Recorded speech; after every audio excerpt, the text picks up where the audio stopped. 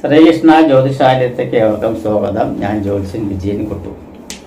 അതായത് ഇപ്പോൾ ഇവിടെ പറയുന്നത് ഈ വർഷത്തെ, അതായത് 2024 ഏപ്രിൽ മാസത്തെ വിഷുഫലം, അതായത് 1199 ആണ്ട് ഉള്ള വിഷുഫലമാണ് പറയുന്നത്. 1199 ആണ്ട് മലയാള വർഷം, അതുപോലെ തന്നെ 2024 ഇംഗ്ലീഷ് വർഷം. ഇതിലത്തെ വിഷുഫലമാണ് ഇപ്പോൾ പറയാൻ പോകുന്നത്. വിഷുഫലത്തിൽ കുംഭശനി, അതായത് കുംഭൻ രാശിയിൽ സഞ്ചരിച്ചുകൊണ്ടിരിക്കുന്ന ശനി, മേടവ്യാഴം, മേടൻ രാശിയിൽ സഞ്ചരിച്ചുകൊണ്ടിരിക്കുന്ന വ്യാഴം, കൊല്ലവർഷം 1199 മീനമാസം 31, അതായത് മീനമാസം 31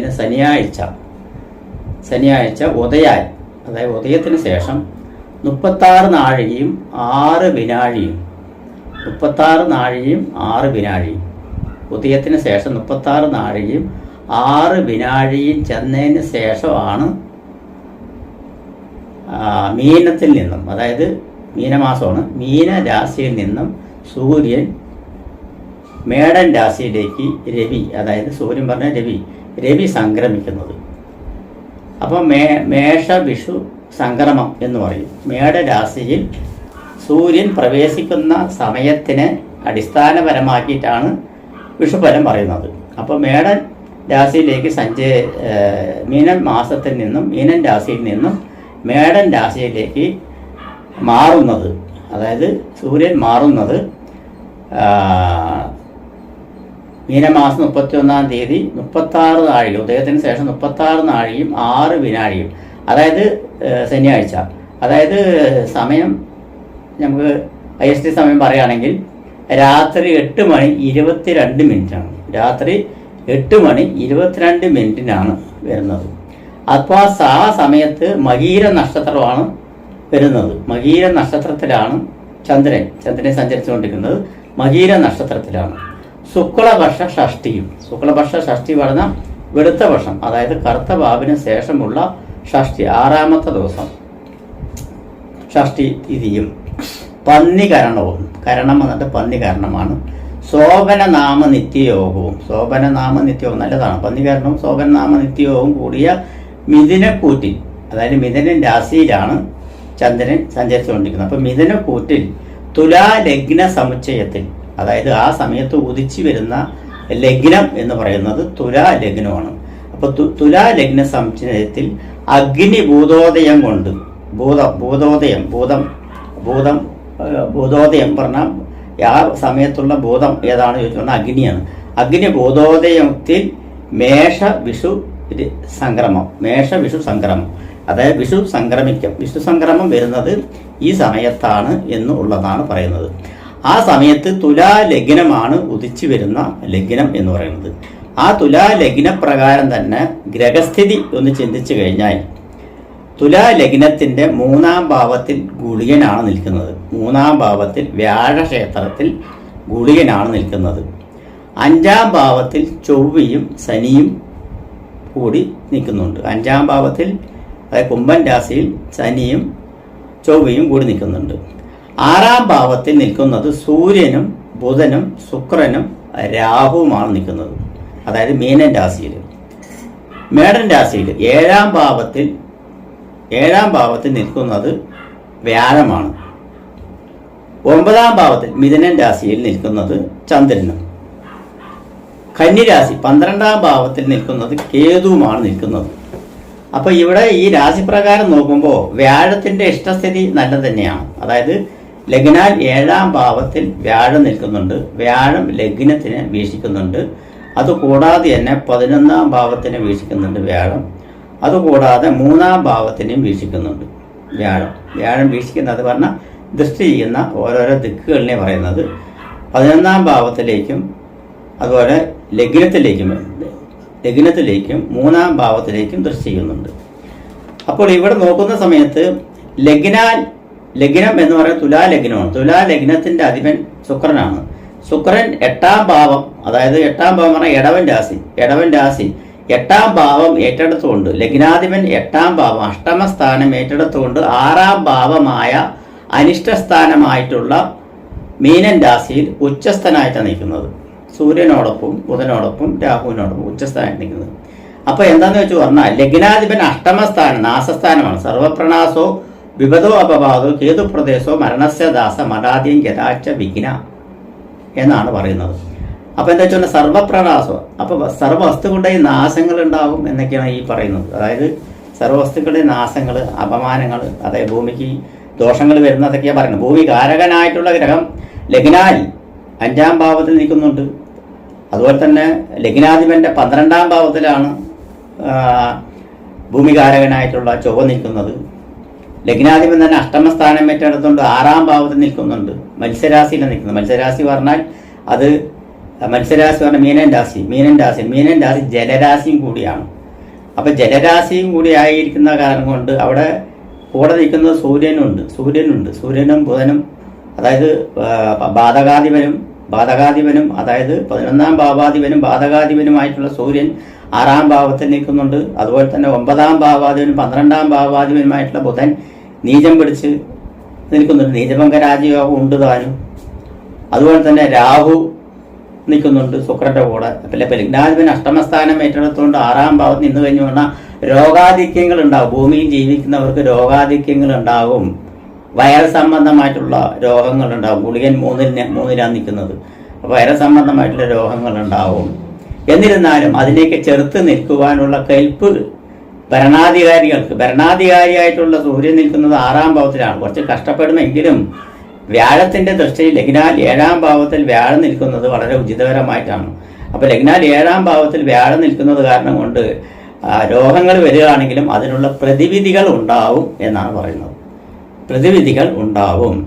4ാം ഭാവാധിപൻ അതായത് ജനസംബന്ധമായിട്ടുള്ള സമ്പർക്കവും ഭൂമി സംബന്ധമായിട്ടുള്ള നമ്മുടെ പ്ലേസ് സംബന്ധമായിട്ടുള്ള ഗ്രഹവും ഭൂമി കാരകനുമായിട്ടുള്ള ഗ്രഹം 4ാം ഭാവാധിപന്റെ ക്ഷേത്രത്തിലാണ് നിൽക്കുന്നത്. 4ാം ഭാവാധിപൻ 5ാം ഭാവത്തിൽ നിൽക്കുന്നത്. 5ാം ഭാവാധിപന്റെ ഭൂമികാരകനായിട്ടുള്ള ചൊവ്വയാണ്. ചൊവ്വ 2ാം ഭാവാധിപനും 7ാം ഭാവാധിപനും കൂടിയാണ് നിൽക്കുന്നത്. ഭൂമികാരകനായിട്ടുള്ള നിൽക്കുന്നത്. അപ്പോൾ ജനസമ്പർക്കനായിട്ടുള്ള ശനി 5ാം ഭാവത്തിൽ ഭൂമികാരകനായിട്ടുള്ള യോഗം നിൽക്കുന്നുണ്ട്.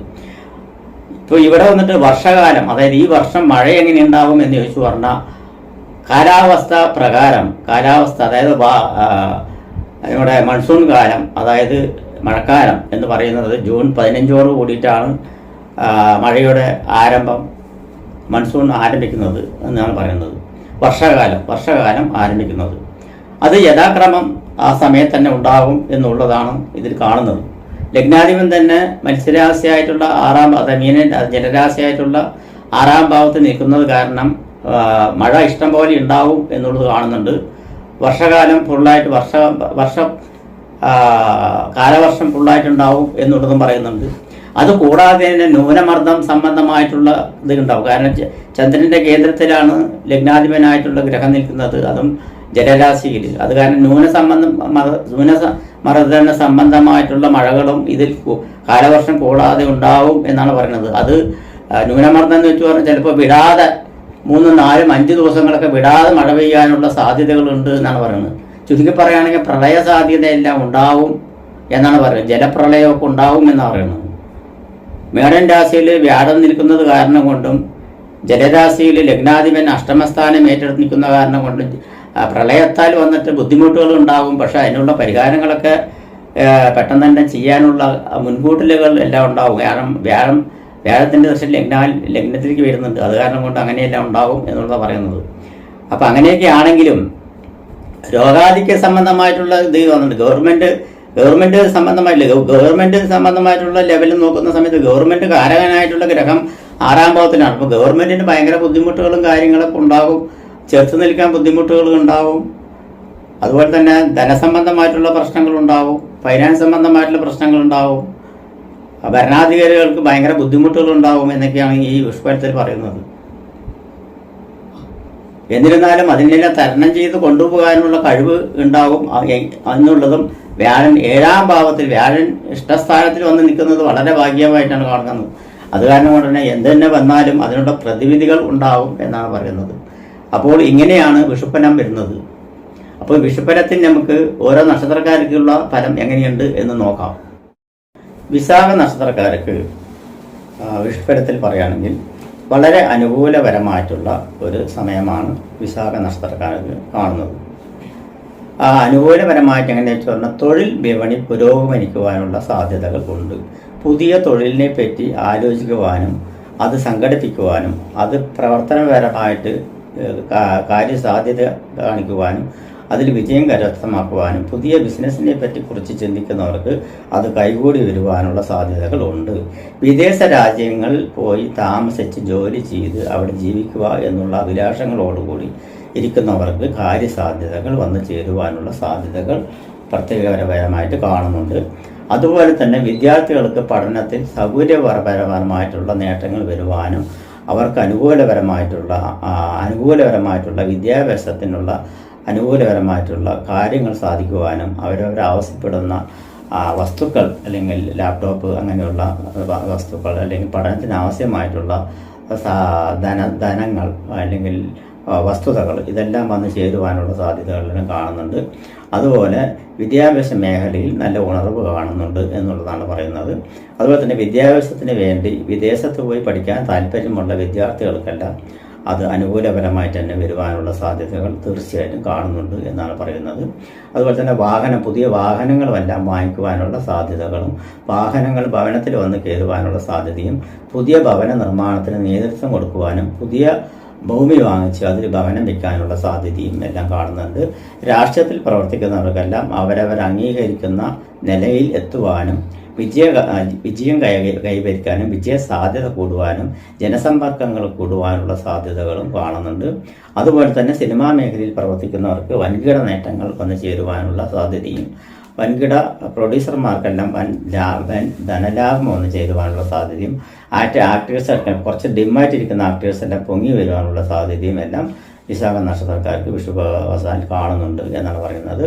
IT മേഖലയിൽ പ്രവർത്തിക്കുന്നവർക്കും ഇലക്ട്രിക് മേഖലയിൽ പ്രവർത്തിക്കുന്നവർക്കും ഇലക്ട്രോണിക്സ് മേഖലയിൽ പ്രവർത്തിക്കുന്നവർക്കും ഗുണാനുഭവങ്ങൾ തന്നെയാണ് കാണുന്നത്. ശാസ്ത്ര സാങ്കേതിക വിദ്യകളിൽ പ്രവർത്തിക്കുന്നവർക്ക് അവരവർ അർഹിക്കുന്ന അല്ലെങ്കിൽ അവരവർ ചിന്തിക്കുന്ന ലെവലുകളിൽ എത്തിച്ചേരുവാനുള്ള സാധ്യതയും അലോപ്പതി സംബന്ധമായിട്ടുള്ളതും അതുപോലെ തന്നെ ഫാർമസ്യൂട്ടിക്കൽ സംബന്ധമായിട്ടുള്ളതും മെഡിക്കൽ വിഭാഗത്തിൽപ്പെട്ടിരിക്കുന്ന ജീവനക്കാർക്കും ഗുണപരമായിട്ടുള്ള അനുഭവങ്ങളും കാണുന്നുണ്ട്. അതുപോലെ തന്നെയാണ് ആയുർവേദം അലോപ്പതിയും ഗുണമേന്മയിൽ പോവുകയും ചെയ്യുന്ന അവസ്ഥയുണ്ടാവും. വിശാഖ നക്ഷത്രത്തിൽ ജനിച്ചിരിക്കുന്നവർക്കെല്ലാം ദേഹ സംബന്ധമായിട്ടുള്ള പുഷ്ടി വരുവാനുള്ള സാധ്യതയും ആരോഗ്യപരമായിട്ടുള്ള നേട്ടങ്ങൾ കൈവരിക്കാനുള്ള സാധ്യതയും പ്രണയിക്കുന്നവർക്കെല്ലാം പ്രണയസാഫല്യം വന്നു ചേരുവാനും വിവാഹാദി മംഗളകർമ്മങ്ങൾ ഭവനത്തിൽ നടക്കുവാനുള്ള സാധ്യതയും എല്ലാം ഈ വിഷുഫലത്തിൽ ഇവർക്ക് വന്നു ചേരുവാനുള്ള സാധ്യതകൾ കാണുന്നുണ്ട്. അതുപോലെ തന്നെ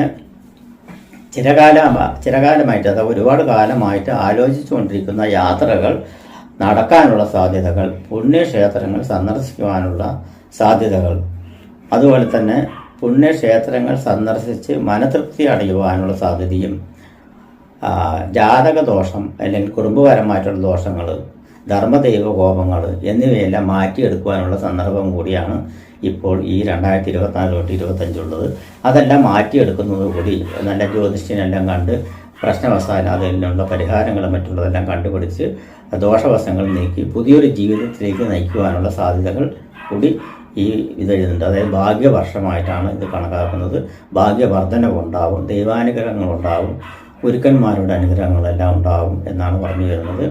അതുപോലെ വിദേശത്തേക്ക് ജോലിക്ക് വേണ്ടി പണം കൊടുത്ത് വെച്ചിരിക്കുന്ന വിസയ്ക്ക് വേണ്ടിയും അല്ലെങ്കിൽ പേപ്പർ വർക്കുകൾക്ക് വേണ്ടിയും പണം കൊടുത്തു വെച്ചിരിക്കുന്നവർക്കെല്ലാം ആ കാര്യതടസ്സങ്ങളെല്ലാം നീങ്ങി കാര്യസാധ്യത വന്നു ചേരുവാനുള്ള സാധ്യതകൾ തീർച്ചയായിട്ടും കാണുന്നുണ്ട് എന്ന് തന്നെയാണ് പറയുന്നത്.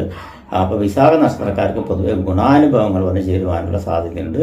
മെക്കാനിക്കൽ സംബന്ധമായിട്ടുള്ളതും മെഷീനറി സംബന്ധമായിട്ടുള്ള വർക്ക് ചെയ്യുന്നവർക്കും സ്വർണ്ണാഭരണ മേഖലയിൽ പെട്ടിരിക്കുന്ന വർക്ക് ചെയ്യുന്നവർക്കെല്ലാം വളരെ ഗുണകരമായിട്ടുള്ള അനുഭവങ്ങൾ വന്നു ചേരുവാനുള്ള സാധ്യതകളുണ്ട്.